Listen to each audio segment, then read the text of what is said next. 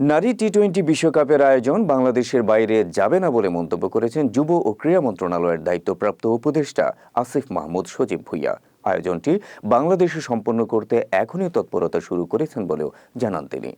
আসছে অক্টোবরে বাংলাদেশে দ্বিতীয়বারের মতো মেয়েদের টি-20 বিশ্বকাপ অনুষ্ঠিত হওয়ার কথা ছিল। সেভাবে প্রস্তুতিও নিচ্ছিল বাংলাদেশ। কিন্তু দেশের চলমান পরিবর্তিত পরিস্থিতিতে আদৌ এ বিশ্বকাপ আয়োজন করা সম্ভব হবে কিনা তা নিয়ে রয়েছে যথেষ্ট সন্দেহ।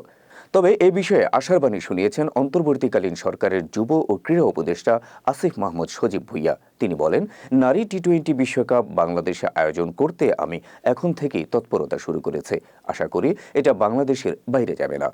তিনি বলেন, আন্তর্জাতিক খ্যাতিসম্পন্ন ব্যক্তিত্ব ডক্টর মোহাম্মদ ইউনুস স্যার আমাদের নেতৃত্বে আছেন, যিনি নিজেও একজন ক্রীড়াপ্রেমী। তার সঙ্গে কথা বলে আশা করি নারী টি-20 বিশ্বকাপ আমাদের দেশেই ঠিকঠাকভাবে আয়োজন করতে পারবো। এটা আয়োজনে সর্বোচ্চ চেষ্টা করব। ক্রীড়া উপদেষ্টার এমন বক্তব্যে স্বস্তি ফিরে এসেছে নারী ক্রিকেটারদের মধ্যে।